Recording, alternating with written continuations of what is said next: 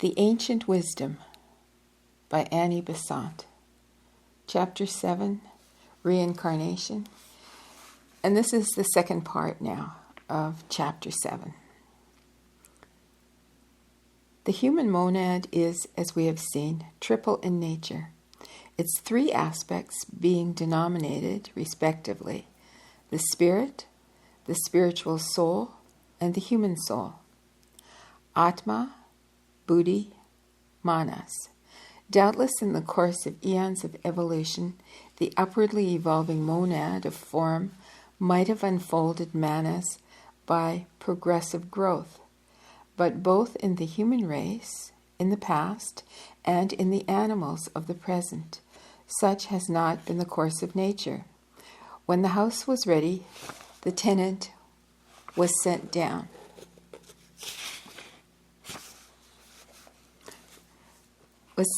From the higher planes of being.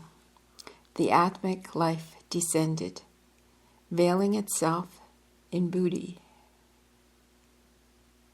Buddhi, as a golden thread, and its third aspect, Manas, showing itself in the higher levels of the formless world of the mental plane. Germinal Manas, within the form, was fructified, and the embryonic causal body was formed by the union. This is the individualization of the spirit, the encasing of it in form, and this spirit encased in the causal body of the soul, the individual, the real man. This is his birth hour, for though his essence be eternal, unborn and undying, his birth in time as an individual is definite. Further, this outpoured life reaches the evolving forms not directly, but by intermediaries. The human race, having attained the point of receptivity, certain great ones, called sons of the mind, cast into men the monadic spark of Atma, Buddhi, Manas, needed for the formation of the embryonic soul. And some of these great ones actually incarnated to human forms in order to become guides and teachers of the infant humanity. These sons of mind had completed their own intellectual evolution in other worlds and came to this younger world, our earth, for the purpose of thus aiding in the evolution of the human race. They are in truth the spiritual fathers of the bulk of our humanity. Other intelligences of much lower grade, men who had evolved in preceding cycles in another world, incarnated among the descendants of the race that received its infant souls in the way just described. As this race evolved, the human tabernacles improved, and myriads of souls that were awaiting the opportunity of incarnation that they might continue their evolution took birth among its children. These partially evolved souls are also spoken of in the ancient records as sons of mind, for they were possessed of mind, although comparatively it was but little developed. Childish souls, we may call them, in distinguishment from embryonic souls of the bulk of humanity and the mature souls of the great teachers. These child souls, by reason of their more evolved intelligence, formed the leading types of the ancient world, the classes higher in mentality and therefore in the power of acquiring knowledge that dominated the masses of less developed men in antiquity. And thus arose in our world the enormous differences in mental and moral capacity which separate the most highly evolved from the least evolved races, and which, even within the limits of a single race, separate the lofty philosophical thinker from the well-nigh animal type of the most depraved of his own nation. These differences are but differences of the stage of evolution, of the age of the soul, and they have been found to exist throughout the whole history of humanity on this globe. Go back as far as we may in historic records, and we may find lofty intelligence and debased ignorance side by side, and the occult records carrying us backwards tell a similar story of the early millennia of humanity. Nor should this distress us, as though some had been unduly favored, and others unduly burdened for the struggle of life. The loftiest soul had its childhood and its infancy, albeit in previous worlds, where other souls were as high above it as others are below it now. The lowest soul shall climb to where the highest are standing, and the souls yet unborn shall occupy its present place in evolution. Things seem unjust because we wrench our world out of its place in evolution and set it apart in isolation with no forerunners and no successors. It is our ignorance that sees the injustice. The ways of nature are equal, and she brings to all her children infancy, childhood, and manhood. Not hers the fault of our folly demands that all souls shall occupy the same stage of evolution at the same time, and cries unjust if the demand be not fulfilled. We shall best understand the evolution of the soul if we take it up at the point where we left it, when animal man was ready to receive and did receive the embryonic soul.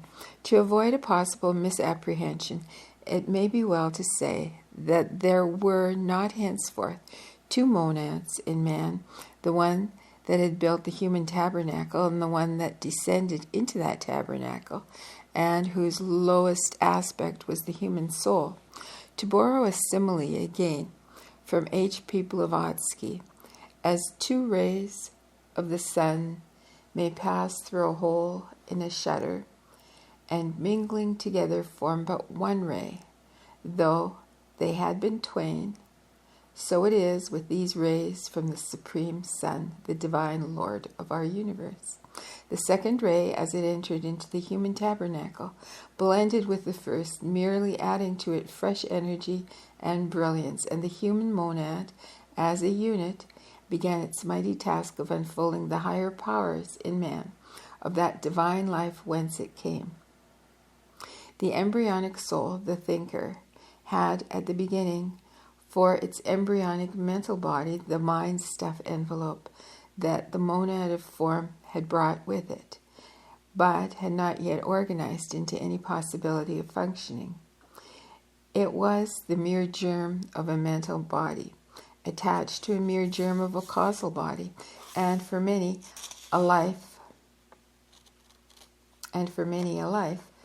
the strong desire nature had its will with the soul, whirling it along the road of its own passions and appetites, and dashing up against it all the furious waves of its own uncontrolled animality. Repulsive as this early life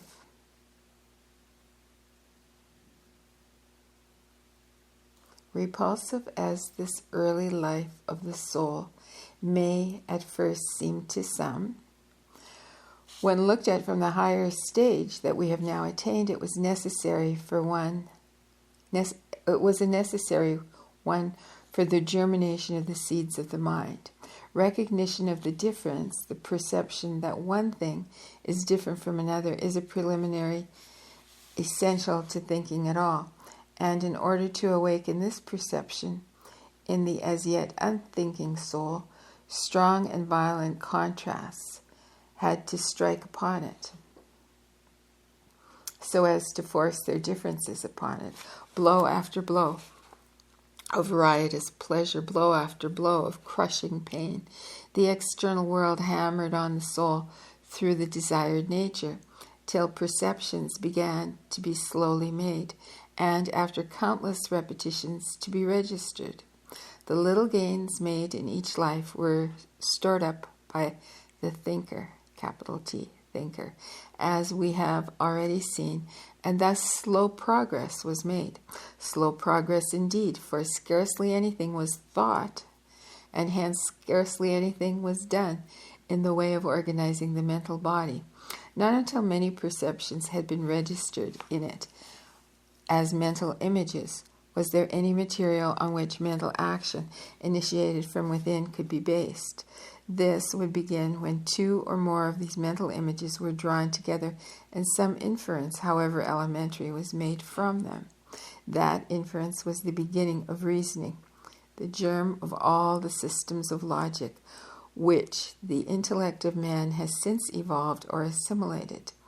These inferences would, at first, all be made in the service of the desire nature, for the increasing of pleasure, the lessening of pain, but each one would increase the activity of the mental body and would stimulate it into more ready functioning.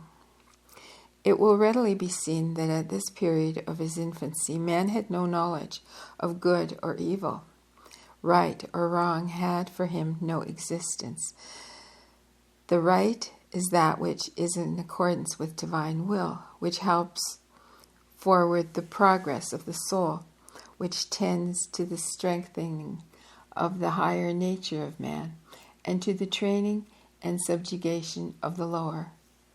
The wrong is that which retards evolution, which retains the soul in the lower stages after he has learned the lessons they have to teach, which tends to the mastery of the lower nature over the higher and assimilates man to the brute he should be outgrowing instead of to the God he should be evolving.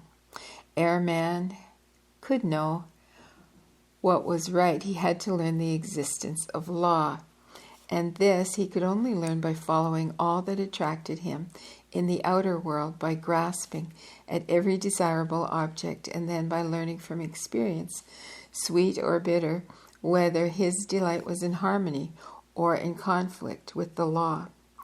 Let us take an obvious example, the taking a pleasant food, and see how infant man might learn therefrom the presence of a natural law.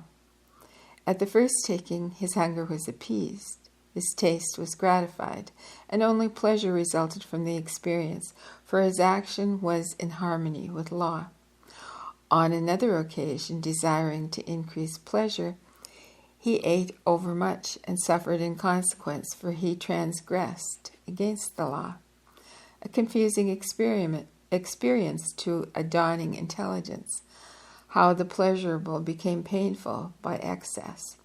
Over and over again he would be led by desire into excess, and each time he would experience the painful consequences, until at last he learned moderation, i.e., he learned to conform his bodily acts in this respect to physical law, for he found that there were conditions which affected him and which he could not control, and that only by observing them could physical happiness be ensured.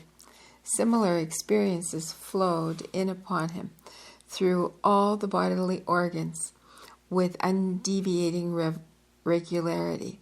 His outrushing desires brought him pleasure or pain, just as they worked with the laws of nature or against them, and as experience increased, it began to guide his steps, to influence his choice. It was not as though he had to begin his experience anew with every life, for on each new birth he brought with him mental faculties a little increased and ever accumulating store. I have said that the growth in these early days was very slow, but there was but the dawning of the mental action. And when the man left his physical body at death, he passed most of his time in Kamaloka, sleeping through a brief devacanic period of unconscious assimilation of any minute mental experiences not yet sufficiently developed for him to not yet sufficiently developed for the active heavenly life that lay before him after many days. Still, the enduring causal body was there to be the receptacle of his qualities and to carry them on for further development into his next life on earth. The part played by the monadic soul group in the earlier stages of evolution is played in man by the causal body, and it is this continuing entity who, in all cases, makes evolution possible. Without him, the accumulation of mental and moral experiences shown as faculties would be impossible, as would be the accumulation of physical experiences shown as racial and family characteristics without the continuity of the physical plasm. Souls without a past behind them, springing suddenly into existence out of nothing with marked mental and moral peculiarities, are a conception as monstrous as would be the corresponding conception of a baby suddenly appearing from nowhere, unrelated to anyone, but showing marked racial and family types. Neither the man nor his physical vehicle is uncaused, or caused by the direct creative power of the Logos. Here, as in so many other cases, the invisible things are clearly seen by their analogy with the visible beings, in their very truth, nothing more than images, the reflections of things unseen. Without a continuity in the physical plasm, there would be no means of the evolution of physical peculiarities. Without the continuity of intelligence, there would be no means for the evolution of mental and moral qualities. In both cases, without continuity, evolution would be stopped at its first stage, and the world would be a chaos of infinite and isolated beginnings, instead of a cosmos continually becoming. We must not omit to notice that in these early days, much variety is caused in the type and in the nature of individual progress by the environment which surrounds the individual. Ultimately, all the souls have to develop all their own powers, but the order in which these powers are developed depends on the circumstances amid which the soul is placed. Climate, the fertility or sterility of the nature of life, of the mountain or of the plain, of the inland forest or the ocean shore. These things and countless others will call into activity one set or another of the awakening mental energies. A life of extreme hardship, of ceaseless struggle with nature, will develop very different powers from those evolved amid luxuriant plenty of tropical island.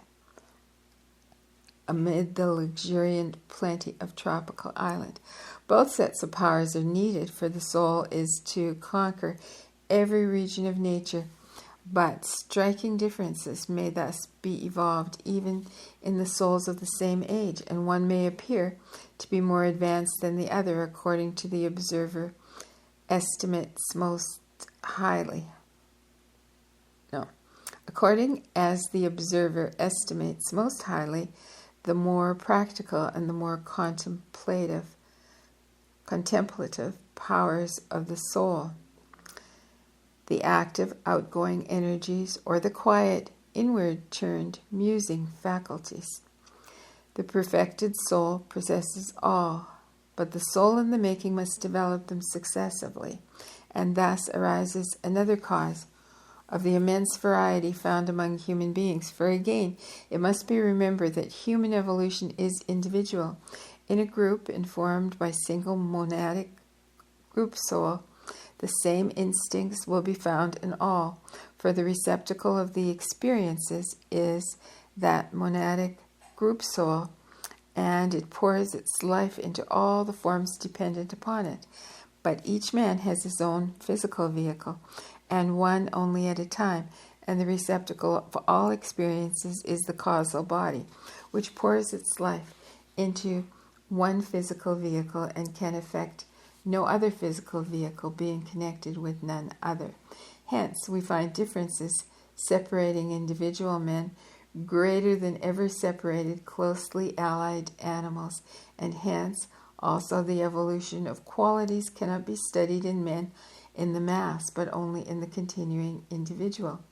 The lack of power to make such a study leaves science unable to explain why some men tower over their fellows, intellectual and moral giants, unable to trace the intellectual evolution of a Shankaracharya or a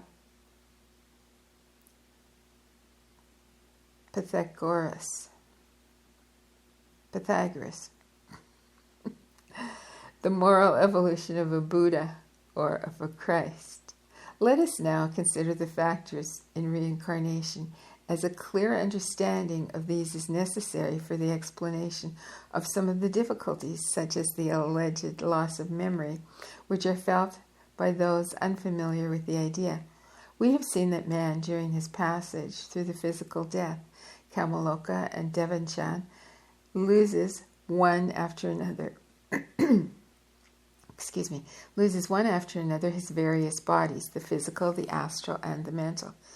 These are all disintegrated, and their particles remix with the materials of their several planes.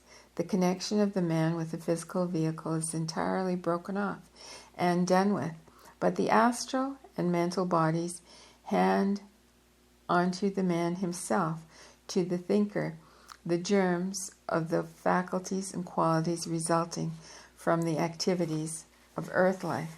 And these are stored within the causal body and the seeds of his next astral and mental bodies. At this stage, then, only the man himself is left, the laborer who has brought his harvest home and has lived upon it till it is all worked up into himself. The dawn of a new life begins, and he must go forth again to his labor until the even. The even? E-V-E-N. The new life begins with the vivifying of the mental germs, and they draw upon the materials of the lower mental levels till a mental body has grown up from them that represents exactly the mental stage of the man, expressing all the mental faculties as organs. The experiences of the past do not exist as mental images in the new body. As mental images, they perished when the old mind-body perished, and only their essence, their effects on faculty remain. They were the food of the mind and materials which it wove into powers, and in the new body they reappear as powers. They determine its materials and they form its organs. When the man, the thinker, has thus clothed himself with a new body for his coming life on the lower mental levels, he proceeds by vivifying the astral germs to provide himself with an astral body for his life on the astral plane. This again exactly represents his desire nature, faithfully reproducing the qualities he evolved in the past as the seed reproduces its parent tree. Thus, the man stands fully equipped for his next incarnation, the only memory of the events of his past being in the causal body, in his own enduring form, the one body that passes on from life to life. Meanwhile, action external to himself is being taken to provide him with a physical body suitable for the expression of his qualities.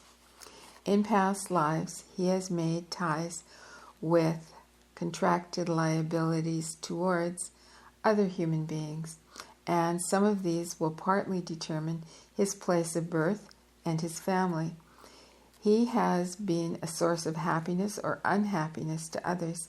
This is a factor in determining the conditions of his coming life. His desire nature is well disciplined or unregulated and riotous. This will be taken into account in the physical heredity of the new body. He has cultivated certain mental powers, such as the artistic. This must be considered, as here again, physical heredity is an important factor where delicacy of nervous organization and tactile sensibility are required, and so on, in endless variety. The man may certainly will have in him many incongruous characteristics, so that only some can find expression in any one body that could be provided, and a group of his powers suitable for simultaneous expression must be selected. All this is done by certain mighty spiritual intelligences, often spoken of as the lords of karma, because it is their function to superintend the working out of the causes continually set going by thoughts, desires, and actions. They hold the threads of destiny which each man has woven, and they guide the reincarnating man to the environment determined by his past, unconsciously self-chosen through his past life. The race, the nation, the family, being thus determined, what may be called the mold of the physical body, suitable for the expression of the man's qualities and for the working out of the causes he has set going, is giving by these great onia, and the new etheric devil, a copy of this, is built within the mother's womb by the agency of an elemental, the thought of the karmic lords being its motive power.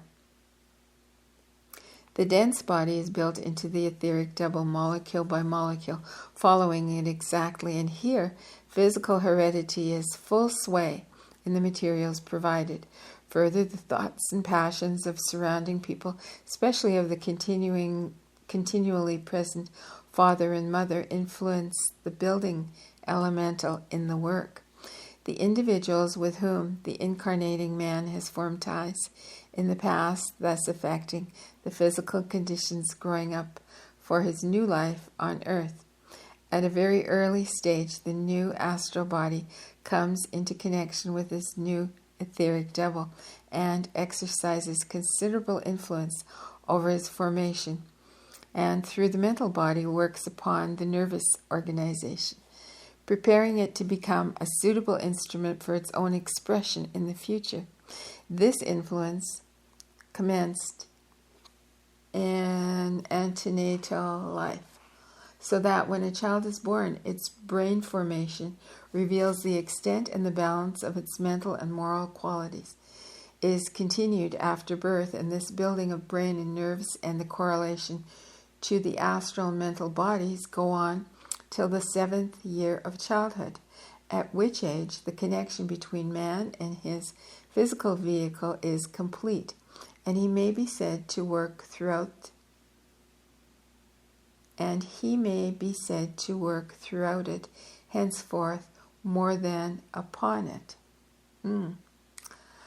Up to this age, the consciousness of the thinker is more upon the astral plane than on the physical, and this also is evidenced by the play of the psychic faculties in young children. They see invisible comrades in fairy landscapes. They hear voices inaudible to their elders, catch charming and delicate fancies from the astral world. These phenomena generally vanish as the thinker begins to work effectively through the physical vehicle, and the dreaming child becomes the commonplace boy or girl, oftentimes much to the relief of the bewildered parents, ignorant of the cause of their child's queerness. Most children have at least a touch of this queerness, but they quickly learn to hide away their fancies and visions from their unsympathetic elders, fearful of blame for telling stories, or of what the child dreads far more, ridicule. If parents could see their children's brains vibrating under the inextricable mingling of physical and astral impacts, which the children themselves are quite incapable of separating and receiving, sometimes the thrills, so plastic are they, even from the higher regions, giving a vision of ethereal beauty, of heroic achievement, they would be more patient with, more responsive to, the confused prattlings of the little ones trying to translate into the difficult medium of unaccustomed words the elusive touches of which they are conscious and which they try to catch and retain.